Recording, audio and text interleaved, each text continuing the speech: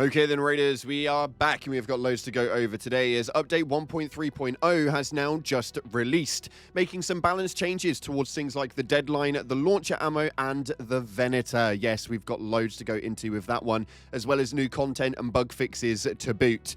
We've also got a store update and some comments happening over on Discord from Embark herself and even from community manager Birdie. We're going to see exactly what it is that's happening right now inside of Arc Raiders. Stay tuned for the news. If you haven't already, smash that beautiful like button and subscribe with post notifications turned on. It'd be greatly appreciated. Make sure you check out our incredible sponsor, GamerSupps, the company that offer esports athletes and gamers alike with the most effective and healthy energy drink option. And we've now even got sugar-free tinned alternatives. The link's in the description. Use code CloudPlays at checkout. And if you want to get involved with that giveaway, we're giving away a copy of the game, or if you've already got it, we'll throw in some Raider tokens instead. Get down to the comments and put any coloured love heart and it'll enter you in. We'll be announcing that one in a few days' time. With that being said, though, let's dive into the game and see what's happening right now with the latest update for Arc Raiders. So it has been a week since we stepped into Stella Montis, and they have some updates from Speranza with bug fixes, balance changes, and a little surprise for you duck lovers out there. Starting off with the balance changes, though, the deadline's value for purchase has now gone from 8,100 to 15,000 coins. They obviously know the value of this thing now because it has been absolutely demonic to utilize, so hopefully you guys stocked up before the price increase. And the obvious move for that is that the sell increase also gone up by 2,000 total coins.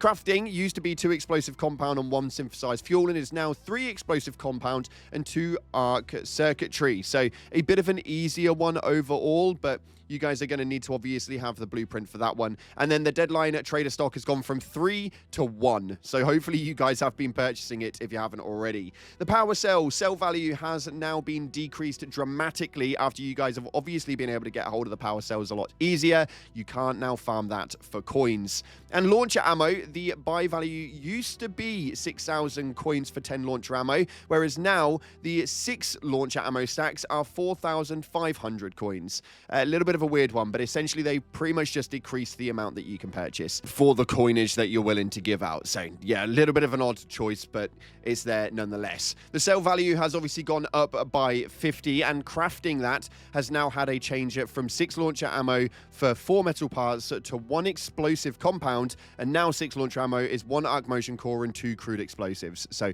again, should be a little bit easier to craft out. The launcher ammo crafting is available at the workbench without needing a blueprint as well now, so you guys can actively go ahead and do that. One of the biggest changes, though, that you guys will have been waiting for, which is the Venator. Now, there is a dev note that's attached to this one, and it states, the fully upgraded Venator has been overperforming recently, capable of outgunning full squads using close-range weapons. We retuning the fire rate gained from updates to pull down the pacing a little bit, while still keeping its damage and accuracy intact. This should encourage players to take some more time with their shots, rather than mag dumping the first poor soul that they encounter.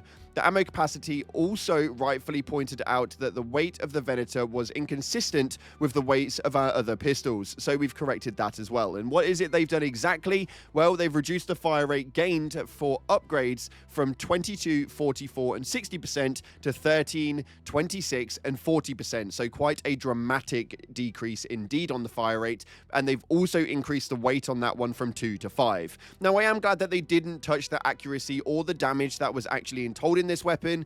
There are definitely ways of nerfing it correctly, and for me personally at least, it does seem to be that they've definitely done it here.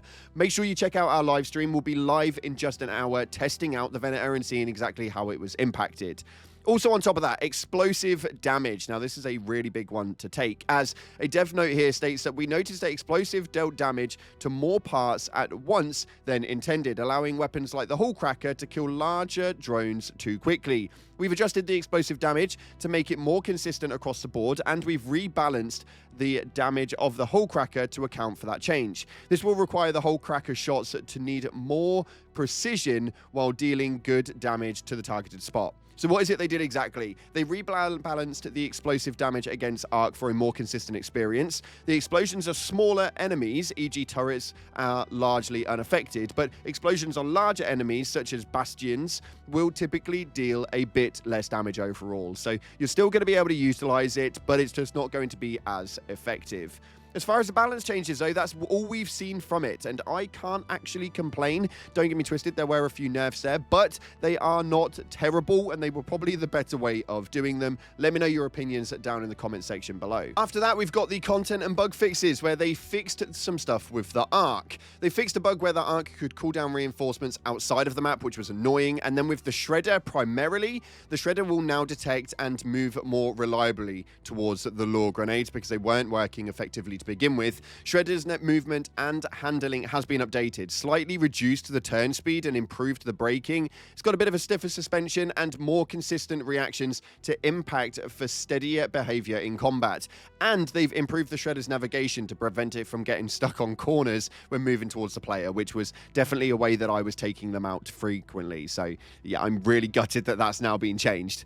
Audio, they've reduced the volume actuation for explosion, tinnitus, and concussion effects to improve the clarity overall, and then they've made a load of changes to the maps. I'll put them up on screen, but as a quick briefer, these were essentially places that you could get stuck, or you could access places without the key, so you could essentially just go and get the loot for free without having the key to utilize it, being stuck inside of walls, and just changing some of the Arc spawn areas so they weren't so close to where you guys actually spawn. Overall, some really good quality of life changes when it came to the maps themselves. They've also had some miscellaneous changes as well. And again, I'll put these up on screen, but the brief overall of this one is there was a proximity chat issue on PCs without AVX2 support. That's now been rectified, as well as some updated recommended AMD graphics drivers as well that you guys should obviously now be able to utilize as well. Your Raider Den has been completely ducked out. So what this means is beforehand, if you had some ducks, you were able to have them up on your shelves and you were collecting them inside of your stash, they'd be up on your shelves. Now they are everywhere. Yes, it's a ducking nightmare and I love it. So hopefully you guys should be able to go ahead and enjoy that one. They've made some changes to the movement so that there is a better ground detection, meaning that there'll be less erratic movement when traversing angled terrain. And the big one for the weapons, they fixed an issue where the Aphelion tracers could become excessively bright at distance, reducing visibility for the player being shot at, and they increased the Aphelion blueprint drop rates, which is massive because now we should be able to get it. It's in the game, but the drop rates were obviously so damn low that nobody was getting it to drop.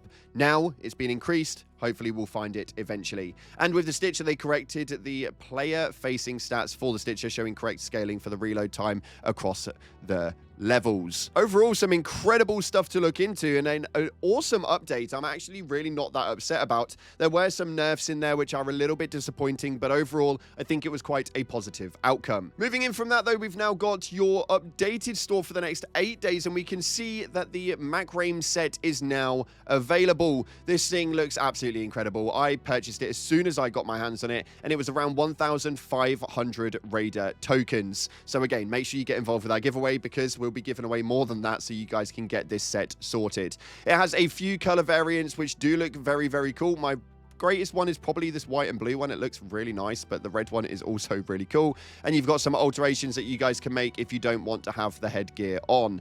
But for me, yeah, it's definitely one that you definitely want to purchase, man. It looks very cool. Unfortunately, only one set added to this time round. I can't remember if the farmer set was actually a part of anything beforehand. I don't remember seeing it, but it may be something that's new. It may not be. Let me know in the comment section if you guys have seen this previously, but it is a definite cool little piece. And we've got some unofficial news also coming in from Embark Ocean via Discord. She spoke about a lot just recently. A lot of people were wondering why the hell Stellamontis is such a bloodbath map, and actually the way that Embark Ocean worded it is pretty damn correct. She stated that we need some variety. Not everybody wants to just dive into these large maps. Some people want to get into the PvP and dive in deep, and that was what Stellamontis was built for. For those of you guys who wanted the change on Stellamontis, just know that it's probably never going to happen, but when you do want that in-depth high PvP, close quarters that's where you need to be going. And I like the fact that they're sticking to their guns with that. Also, on top of that, at the moment, we're all aware that Thursdays are generally patch update days for Arc Raiders. Although,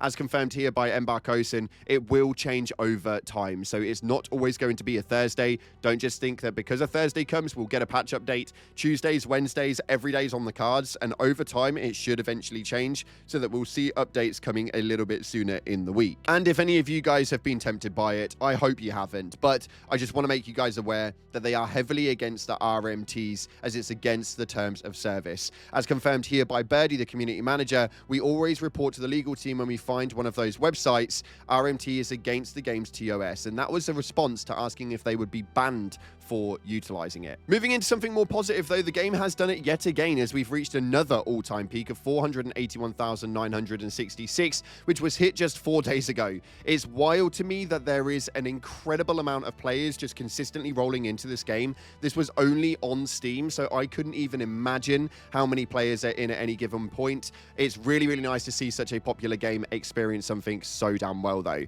And what else shows that? Well, they've given us the community event breaking new ground details, including 25 million visits to Stella Montis. And oddly, one very large donation by one single player for 24,375 resources. That was a lot of resources, my dude.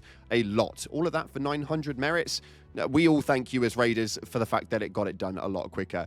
Matriarchs Eliminated was at 27,000 just under, and Raiders knocked down by the Shredder is at 2.2 million just during that time period. It's hilarious to me. The weirdest one, though, is 117 Raiders have somehow downed themselves with the volcanic rock. No idea how on earth they've managed to do that, but it is still pretty funny nonetheless. Now, this would be the point where we read out your top comments from the previous video, although this one is already long enough, and I love to get you guys the news short and sharpish. So we're going to leave it there for today, but if you want to feature in the next video's top comments, head down into the comments section. Let me know your favorite part of this video, what the biggest change was in the update that you're happy about, and the top voted will make it into the next video coming later tomorrow. Unfortunately, that's all we got time for today. If you haven't already, like, subscribe, appreciate your faces, and as always, I'll see you in the clouds.